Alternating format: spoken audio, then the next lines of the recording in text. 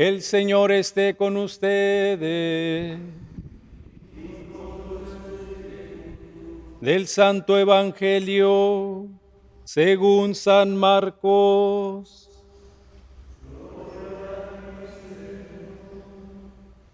En aquel tiempo los sumos sacerdotes, los escribas y los ancianos le enviaron a Jesús unos fariseos y unos partidarios de Herodes para hacerle una pregunta capciosa. Se acercaron pues a él y le dijeron: Maestro, sabemos que eres sincero y que no te importa lo que diga la gente, porque no tratas de adular a los hombres, sino que enseñas con toda verdad el camino de Dios. ¿Está permitido o no pagarle el tributo al César? ¿Se lo damos o no se lo damos? Jesús, notando su hipocresía, les dijo: ¿Por qué me ponen una trampa? Tráiganme una moneda para que yo la vea. Se la trajeron y él les preguntó: ¿de quién es la imagen y el nombre que lleva escrito? Le contestaron: del César. Entonces les respondió Jesús: den al César lo que es del César y a Dios lo que es de Dios. Y los dejó admirados. Palabra del Señor. El salmo con el que hemos dado respuesta a la palabra de Dios proclamada en la lectura primera nos recuerda la caducidad y la fragilidad de la existencia humana. El hombre es como una flor del campo. Un día la vemos floreciente y al día siguiente la encontramos marchita. Los hombres llegan a lo más, dice el salmista, a los 70 años, y tal vez haya alguno que logre llegar a los 80. Por su parte, si esa fue nuestra respuesta, la palabra de Dios que hemos escuchado en la segunda carta de Pedro nos habla de la caducidad de este mundo que pasa y de cómo nuestra esperanza, nuestra fe, no está puesta ni en las personas, ni en las estructuras, ni en las instituciones, ni en los gobiernos, ni en las cosas de este mundo, sino que como creyentes en Cristo Jesús, esperamos un cielo nuevo y una tierra nueva, donde reinen la justicia y la paz. Este mundo se derrite. Este mundo que nos gusta y al que nos aferramos desaparecerá. Las cosas que amamos se acaban. Lo malo de lo bueno es que se acaba. Y lo bueno de lo malo también es que se acaba. Nuestra esperanza no está en esta tierra, sino en el cielo nuevo y en la tierra nueva. Y San Pedro nos invita no solo a aguardar con una esperanza pasiva, sino a apresurar la llegada de ese cielo nuevo y de esa tierra nueva. Apresuramos la venida del reino de Dios con nuestras oraciones. Jesús nos enseñó a pedir: venga a nosotros tu reino, Señor. Y es nuestra súplica diaria. Venga tu reino, no el reino del César, no el reino de Herodes, no el reino de nadie. Tu reino, Señor, es lo que anhelamos. Y nuestra petición no es, llévanos a tu reino, sino haz que tu reino florezca en la tierra y que tus proyectos de amor y de salvación y de paz se realicen no solo en el cielo, sino también aquí en la tierra. Y la iglesia en la Eucaristía, recordando el mandato de Jesús, proclama después de la consagración: ven ya, Señor Jesús. Y la iglesia sabe que no está sola en su súplica, que el Espíritu gime junto con ella: Maránata, ven, Señor, ven. Pero el reino no se apresura solo con plegarias. El reino se apresura también con nuestra actividad cristiana, cuando a través de nuestras obras, de nuestro trabajo, de nuestro servicio, de nuestras actitudes, de nuestra manera de tratarnos y de convivir, hacemos que el reino de Dios comience a florecer entre nosotros.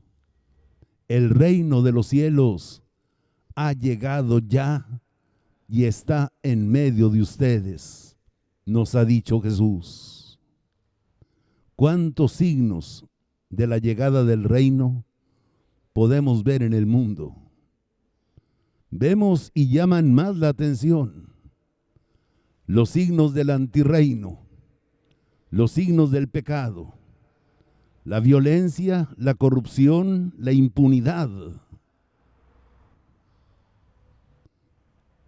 Pero también existen signos del reino en la vida de cada santo, en la vida de tantas personas buenas, en la vida de tantas familias, en la vida de tantas comunidades.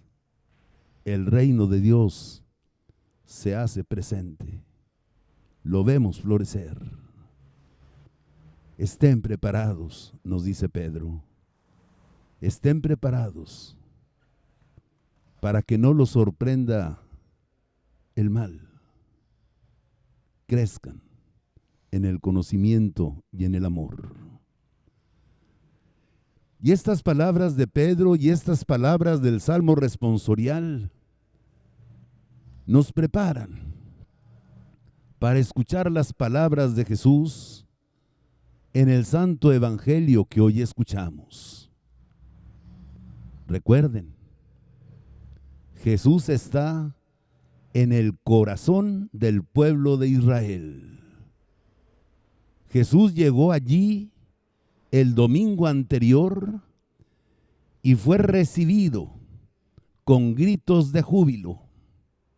Hosana al Hijo de David. Bendito el que viene en el nombre del Señor. Y en el transcurso de esos 3 o 4 días, Jesús tiene una serie de discusiones y enfrentamientos con aquellos que ya habían decidido asesinarlo, con los sumos sacerdotes, los escribas y los ancianos del pueblo. Ayer los oímos discutir. La viña tiene un dueño. Ustedes son administradores de la viña y tarde o temprano tendrán que dar cuenta de lo que hicieron con esa viña, y la viña retornará a su dueño. Hoy una nueva discusión. Una discusión que es famosa. Una discusión que a cada rato, cuando un obispo, un sacerdote se atreve a hablar de las cosas públicas, nos dicen: cállate, zapatero a tu zapato. Al César lo que es del César y a Dios que te vaya bien. Con eso pretenden callarnos. Ya estamos acostumbrados. Así trataron también de callar a Jesús. Pienso en todo lo que nos ha narrado Marcos. ¿Quiénes planearon esa pregunta y la comitiva que iría a hacérsela a Jesús? Los sumos sacerdotes, los escribas y los ancianos. Los sumos sacerdotes eran odiados por el pueblo. Los veían como cómplices del poder romano. Su fortaleza estaba en el poder que la fuerza romana les brindaba. El sumo sacerdocio del Antiguo Testamento era hereditario y vitalicio. Los hijos de Aarón, el primogénito de Aarón. Y así fue a lo largo de los siglos. Sumos sacerdotes distinguidos fue Sadoc en los tiempos del rey Salomón. Y su descendencia se llaman saduceos por Sadoc. Sacerdote distinguido en los tiempos de los macabeos fue Simeón, alabado por las Escrituras. Y su descendencia se llaman los asmoneos, en honor a Simeón. Pero bajo el poder romano, los sumos sacerdotes ya no heredaban el sacerdocio. Eran nombrados por el procurador de Roma y su cargo no era vitalicio. Podían poner y quitar sumos sacerdotes a su antojo.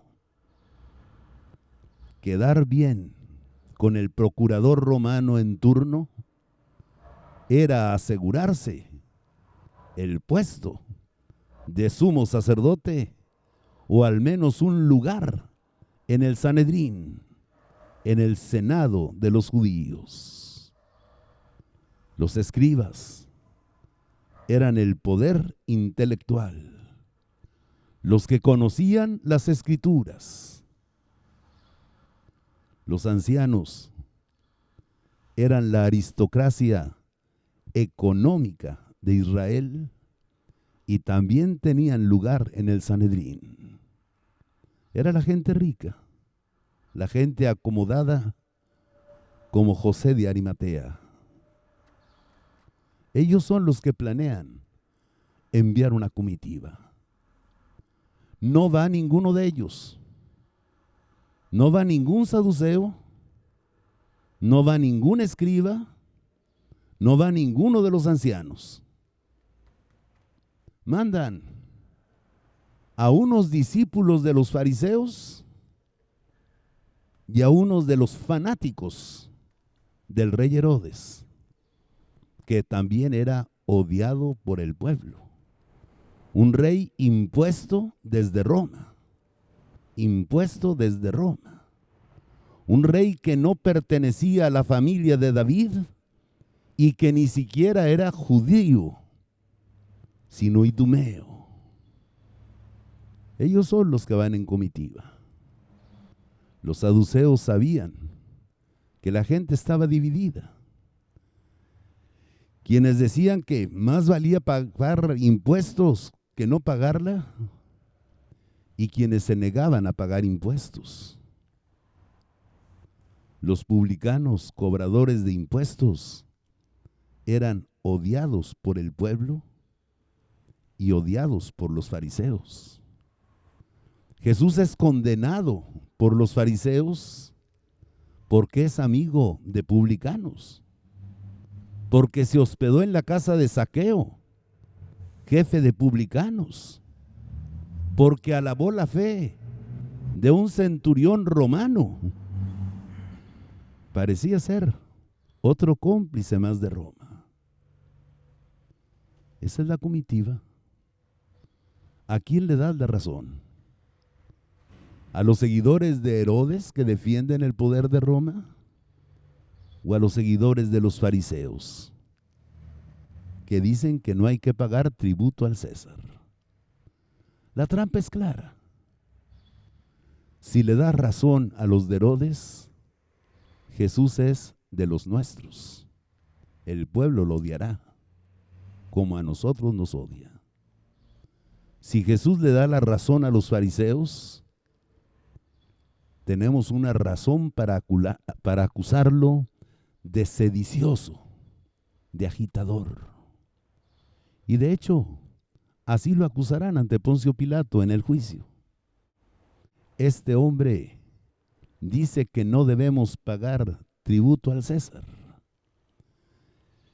Y cuando piden su crucifixión, Pilato les pregunta, ¿a su rey he de crucificar? Y ellos, incitados por los sumos sacerdotes, contestan, no tenemos otro rey más que el César. Hipocresía, deseo de cornarlo por un lado o por otro, un toro de dos cuernos, o te ensartas aquí o te ensartas allá. Y Jesús descubre la trampa y descubre la hipocresía atrás de la adulación. Maestro, sabemos que tú eres un hombre sincero, que tú siempre hablas con la verdad,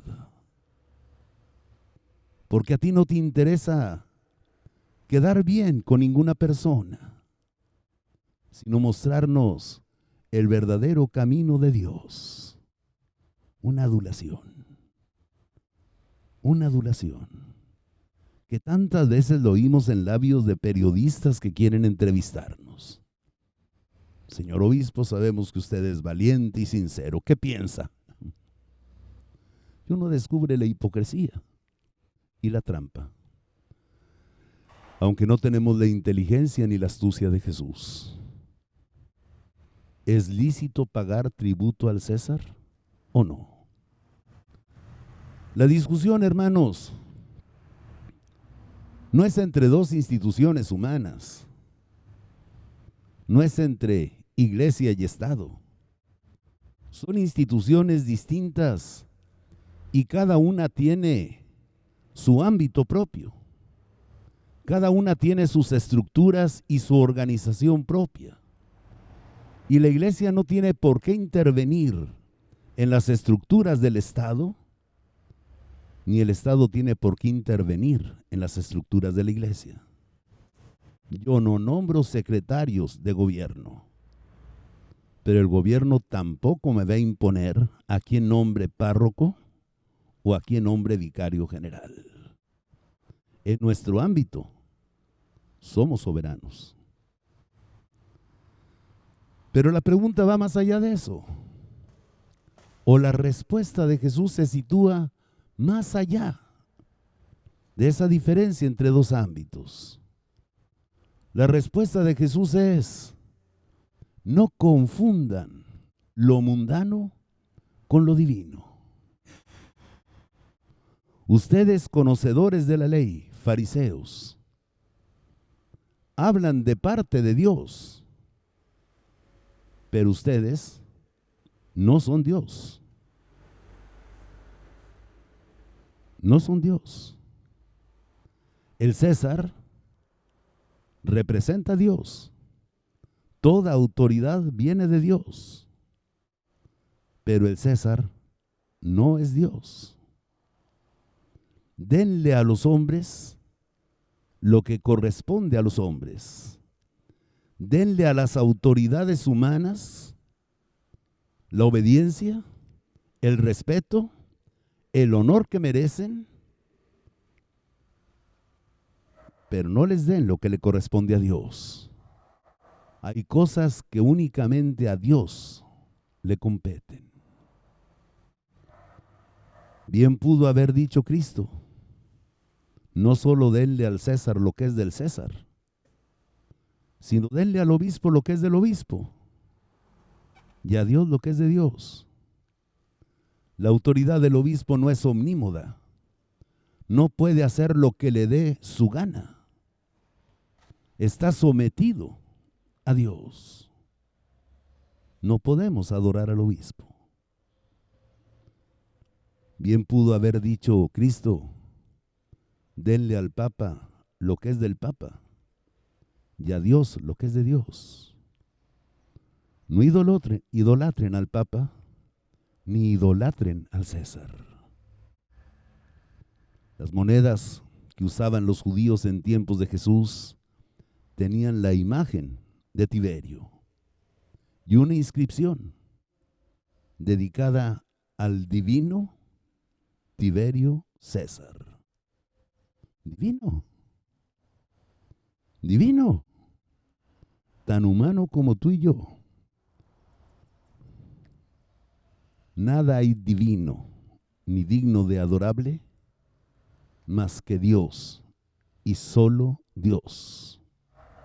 Más que Dios y solo Dios. La iglesia comprendió desde los primeros tiempos con toda claridad el mensaje de Jesús. Cuando Jesús es golpeado por el criado de un sumo sacerdote y le reclaman, ¿así contestas al sumo sacerdote? Jesús no agacha la cabeza. Jesús se levanta y dice, si hablé mal, si respondí mal, demuéstramelo. Y si no, ¿con qué derecho me golpeas? El sumo sacerdote no tiene todos los derechos. Y cuando Pilato le dice, ¿a mí no me respondes? ¿No sabes que tengo poder para matarte o salvarte la vida? Jesús le contesta, tú no tendrías ningún poder si no te hubiera venido de lo alto. Un día tendrás que dar cuenta del uso que hiciste de ese poder. Pedro y Juan, en el templo, cuando curan a aquel paralítico, les prohíben hablar en nombre de Jesús. Son el Sanedrín, los sumos sacerdotes. Y Pedro y Juan contestan, debemos obedecer a Dios antes que a los hombres. Ustedes representan a Dios, pero no son Dios. No son Dios.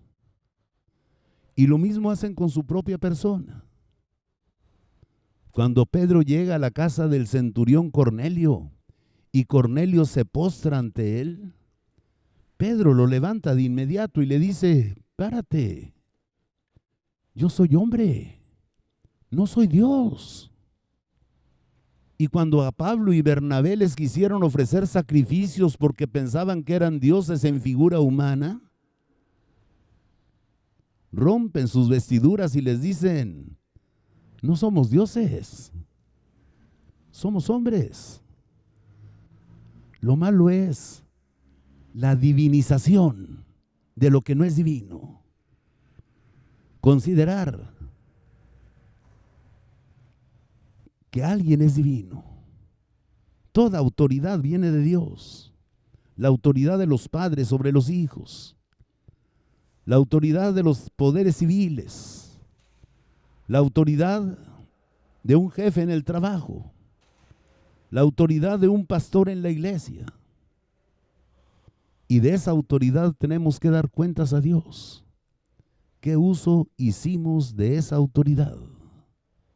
Y Dios sabemos que condena todo tipo de abuso. Y el principal abuso es el de conciencia. Yo represento a Dios. Sométete. Dios nos creó libres y nos quiere libres. Pero quiere que aprendamos a dar a las autoridades lo que le corresponde. Tienes que darle al obispo el honor, el respeto y la obediencia que le debes. Tienes que darle al gobernador el lugar, el respeto, el honor y la obediencia que se le debe. Tienes que darle al presidente el respeto, la obediencia y el honor que se merece. Pero que no quieran ser dioses, que no pretendan estar por encima de Dios, que no pretendan que ellos pueden gobernar omnímodamente. Hay cosas que Dios ha puesto límites. No matarás.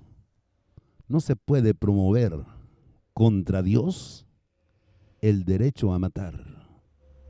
A un niño inocente en el seno de la madre, aunque lo diga alguien que se apellida Cordero y que insiste en que el aborto de los corderos es deseable y debe ser aprobado en todo el país. Por muy enaltecida que esté, un día tendrá que dar cuentas. Un día tendrá que dar cuentas. No es Dios para decidir sobre la vida y la muerte.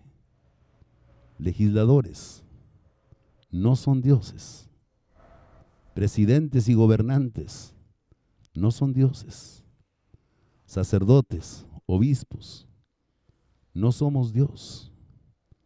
Nos equivocamos. Tenemos derecho a ser corregidos. Tenemos derecho a que ustedes nos llamen la atención. Tenemos derecho a que ustedes nos ayuden con sus consejos. No somos Dios. Y cuando alguien adula, siempre es hipocresía. Adular es tratar de quedar bien y agradar a un hombre por encima de Dios. Que todo esto nos ayude a reflexionar y que esta Eucaristía realmente adoremos al único Dios verdadero y nos enseñe a dar a toda persona y a toda autoridad lo que le corresponde.